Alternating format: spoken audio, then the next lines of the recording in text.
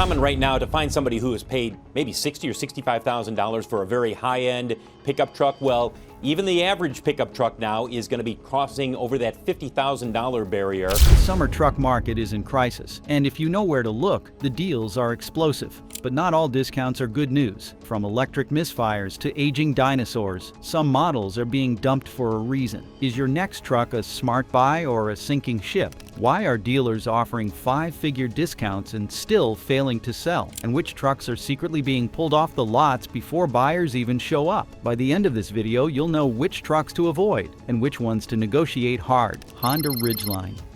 Built on a unibody frame borrowed from minivans and sport utility vehicles, the Honda Ridgeline delivers car-like comfort and road manners few trucks can match. Its in-bed trunk, dual-action tailgate, and quiet ride earned praise from reviewers. For those prioritizing comfort over brute utility, the Ridgeline looked like a smart pick. But truck loyalists never embraced it. With just 2,500 pounds of towing, no low-range gearing, and limited ground clearance, it fell short of expectations. Buyers viewed it more as a lifted crossover than a serious workhorse. Its rounded, understated design only reinforced that image. Despite high reliability ratings, Ridgeline sales remain stagnant. Dealers are sitting on inventory, offering rebates as high as $7,300. The truck is stuck between two identities, too plush for pickup purists, too rugged for crossover fans. The result? Indifference. It's a capable machine that inspires no passion. And in today's polarized truck market, that's fatal. Another truck, however, didn't hesitate. It charged in with brute force and bold promises. Yet what followed was a slow-motion collapse that ended in silence. Nissan Titan.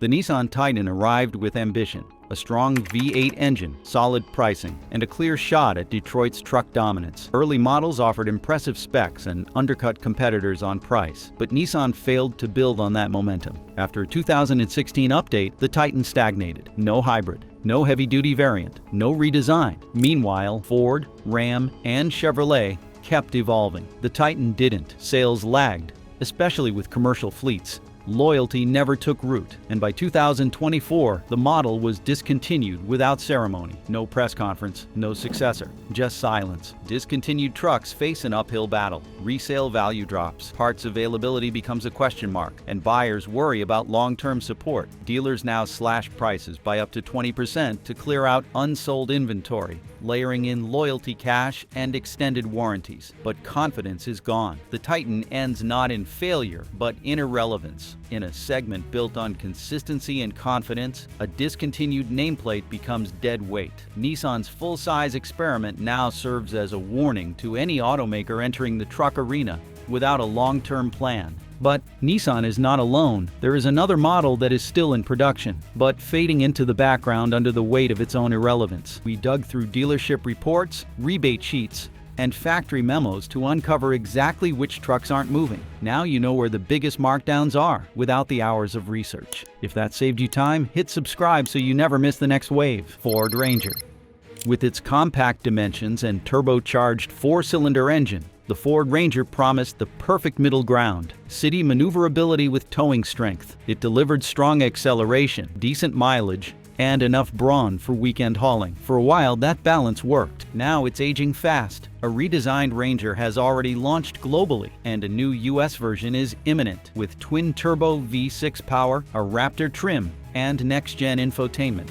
That looming upgrade has frozen sales. Truck shoppers are waiting, and current models are piling up on dealer lots. Ford is responding with incentives, 0% financing, payment deferrals, and free accessories. Still, lot times are climbing past 90 days. The Ranger also suffers from internal competition. Budget buyers turn to the hybrid Maverick, while premium shoppers go straight to the F-150. Stuck in between, the Ranger struggles to define itself. It's not a bad truck. It's simply outdated. It lacks standout tech, standout value, or standout style. In today's truck market, average doesn't sell. Until the redesign lands, the Ranger is stuck in neutral, mechanically sound but strategically lost. And as it waits for a redesign, it remains stuck in limbo, watching interest evaporate. That lack of urgency is costing Ford volume and giving its rivals room to experiment, even if some experiments backfire. Chevrolet Colorado. Chevrolet's redesign appeared flawless on paper, with a bolder, more rugged appearance, a suspension system tuned for off-road prowess, and trim levels like the ZR2 aimed directly at trail enthusiasts. The excitement was real. At the core of this transformation was a turbocharged engine, displacing 2,700 cubic centimeters, producing an impressive 310 horsepower, along with 430 pound-feet of torque. These figures edged close to full-size territory, signaling that Chevrolet wanted to push mid-size boundaries and capture buyers who wanted capability without the bulk. Initial impressions were positive. Preview events showcased the Colorado's muscular redesign and practical innovations, stirring hope that Chevrolet was ready to retake its spot atop the mid-size pickup hierarchy. Yet that optimism faded as soon as buyers saw the sticker. Chevrolet raised the base price by nearly 10% compared to the previous model. Entry-level affordability, once a defining feature,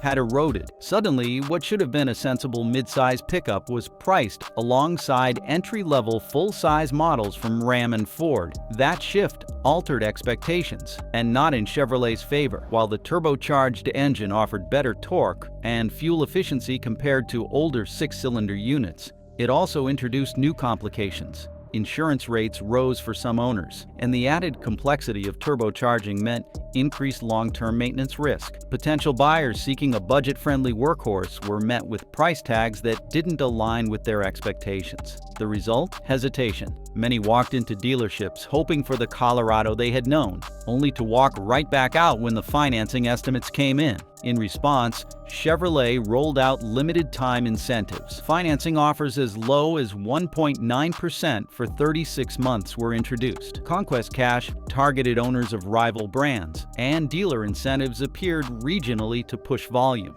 Yet despite these efforts, the damage was already done.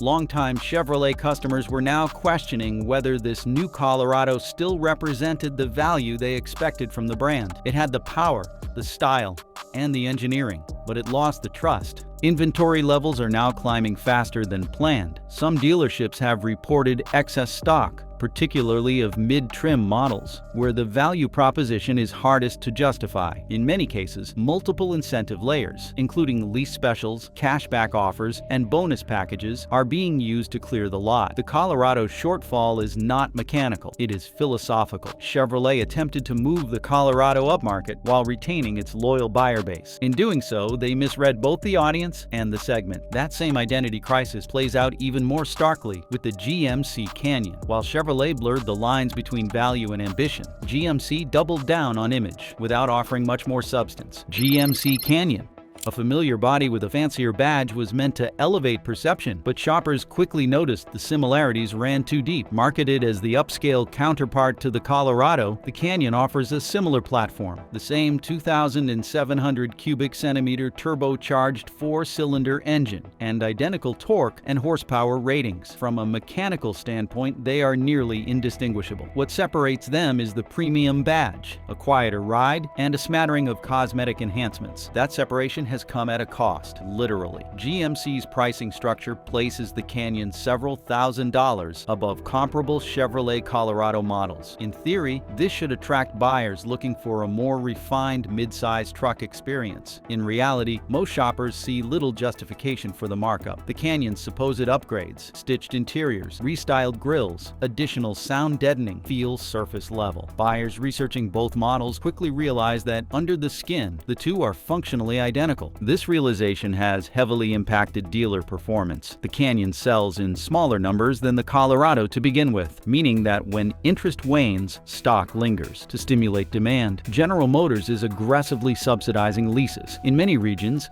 monthly lease payments have dropped below $400. Low-interest loans, loyalty rewards, and bundled accessories are being offered in tandem, all designed to shift a truck that many buyers view as a slightly dressed-up version of something cheaper. Dealers are feeling the pressure. Some are reporting more than 3 months' worth of unsold inventory, particularly among mid-trim and top-trim configurations, where the price gaps are most noticeable. The Canyon's fate is not tied to engine issues, poor craftsmanship, or failing technology. It is tied to its inability to justify itself. In a market where functionality drives purchasing decisions, and where customers are more informed than ever, superficial upgrades do not move the needle. GMC's bet that badge value would carry the Canyon Canyon above its sibling has not paid off. Full-size truck buyers want value and modern features, not just familiarity. The Ram Classic 1500 offers the latter but lacks the former. As buyers move on, Ram must decide if keeping this outdated platform alive still makes sense. Ram Classic 1500. What once felt like a value-packed holdover from a simpler time now feels more like a relic overstaying its welcome. At first glance, it appears to be a fantastic deal. It is a full-size pickup with available V6 and V8 engine options, priced thousands below similarly sized rivals. Manufacturer rebates frequently exceed $4,500, often accompanied by 0% financing and complimentary maintenance plans. On paper, it screams value. However, the reality underneath that glossy discount is less appealing. The platform supporting the Ram Classic was launched in 2009, making it one of the oldest truck architectures still on sale today. Unlike competitors that have rolled out major redesigns, tech upgrades, and hybrid innovations, the Classic has barely changed. Its interior reveals that stagnation. Hard plastics dominate the dashboard. The touchscreen feels out of place in a world of panoramic displays. Entry-level trims provide little in terms of comfort or tech. The performance is still adequate, especially with the V8 option. Yet, adequate no longer cuts it. Rivals like the Ford F-150 and Chevrolet Silverado now offer advanced towing aids, semi-autonomous driving tech, and cabin comfort that rivals luxury crossovers. The Ram Classic, by contrast, feels stripped down not by design but by neglect. Inventory is piling up across multiple markets. Some dealerships report stock levels exceeding 175 days, which triggers urgent markdowns and marketing pushes. Despite those efforts, showroom traffic remains sluggish. Buyers who once chose the Ram Classic for its simple toughness are finding better-equipped trucks with better resale value elsewhere. Loyalty to the Ram nameplate has helped the Classic linger longer than expected. However, even repeat buyers are beginning to migrate to newer platforms. The truth is that while price has been the Ram Classic's greatest weapon, it is now also its weakest crutch. Once a low-cost alternative, it is now simply outdated. The value equation no longer holds when buyers are offered more advanced trucks for similar prices. While Ram clings to the past, Toyota took the opposite approach. The latest Tundra is a full reboot. New platform, hybrid power, bold design. But in trying to leap ahead, did Toyota go too far? Buyers are starting to decide. Toyota Tundra. Toyota's full-size pickup once stood for simplicity, longevity, and rugged consistency. It built its name on naturally aspirated V8 strength, smooth ride quality, and the kind of reliability that made owners trust it for the long haul. That foundation was shattered when Toyota replaced its V8 with a twin turbocharged hybrid V6 in the newest generation. The transition was supposed to mark a technological leap forward. Instead, it sparked a rift between Toyota and its most loyal truck buyers. On paper, the new Tundra is impressive. It produces 437 horsepower and 583 pound-feet of torque, figures that rival heavy-duty models. But those gains came with complexity. New battery systems, sensitive turbochargers, higher service costs, and electronics that spooked traditional buyers. Maintenance costs have become a major hesitation point. Toyota, long praised for minimal upkeep, now faces scrutiny for expensive diagnostics and long-term battery wear. Dealers are pulling every lever. In many regions, 1.99% annual percentage rate financing is being offered along with loyalty bonuses and extended warranties. These offers are a direct response to slipping demand. Sales teams report higher hesitation than ever when trying to close on a Tundra, even among repeat customers. The identity shift has not paid off. The Tundra's redesign was bold, but the market did not follow. It alienated the very base that made it a success, all while failing to bring in new buyers at the volume Toyota expected. In trying to chase the future, Toyota lost its footing. And where the Tundra stumbled on complexity, the next truck proves what happens when complexity comes with a six-figure price tag and still fails to deliver. Ford F-150 Lightning. The promise of electric power in a familiar package was bold, but real-world use quickly exposed the limits. It was hailed as the future of American trucks. It offered blistering torque, silent acceleration, and a promise of zero tailpipe emissions, all while wearing the F-150 nameplate, the best-selling vehicle in the United States. The Lightning boasted up to 580 horsepower and 775 pound-feet of torque, capable of hitting 60 miles per hour in under 4 seconds. The towing capacity? Up to 10,000 pounds. On paper, it was a revolution. In the real world, truck buyers found the limits quickly. Hook up a trailer, fill the bed, or simply hit highway speeds. And that advertised 320-mile range begins to collapse. Reports show real-world figures dropping as low as 160 miles per charge when hauling, an unacceptable trade-off for working drivers who rely on consistency and endurance. The result is a truck that underperforms at the very job it was built to do. Price only made things worse. As Ford hiked the base price repeatedly, high-trim Lightning models soared well above $100,000. Even with federal tax credits, the numbers did not add up. The sticker shock drove buyers away, and by mid-year, inventory was building rapidly. Dealerships started offering discounts of up to $15,000, along with 0% financing for 72 months. Still, the trucks sit untouched. In several regions, dealerships have begun canceling future Lightning orders altogether, unwilling to take on more of what they cannot sell. The Lightning promised too much, too fast. It assumed buyers would trade reliability and range for futuristic torque and marketing flash. They didn't. Ford tried to redefine the work truck, but the result feels more like a tech demo than a tool. If that sounds like a misstep, wait until you see what happens when an electric truck was built, not for workers, but purely for spectacle. GMC Hummer electric vehicle pickup. This truck was never meant to blend in. The GMC Hummer electric vehicle pickup was engineered to shock, awe, and dominate attention spans, not job sites. Weighing in at more than 9,000 pounds, it's a technological spectacle, crab walking, torque-flexing, and costing well over $100,000 in top trims. It rolled out with thunder, but now it sits in silence. Dealerships are watching these electric behemoths gather dust as interest evaporates in the face of practicality. While it may be impressive on paper, real-world buyers are not lining up. Its weight hampers range, its dimensions make daily use awkward, and its sticker price places it in a category most truck shoppers never even consider. It's simply too much, too wide, too heavy, too expensive for anything resembling everyday utility. As a result, dealerships are offering 0% financing for up to 60 months and bundling in trail gear, off-road kits, and delivery perks to move inventory. Yet even these offers are failing to spark traction. Behind the scenes, General Motors is quietly shifting battery production away from the Hummer line. Its Ultium battery platform is being redirected to electric vehicles that actually sell, like the Equinox electric vehicle and Blazer electric vehicle, signaling that even the automaker sees limited future in the Hummer's current form. This truck was meant to be a moonshot. Instead, it's a cautionary tale on how excess,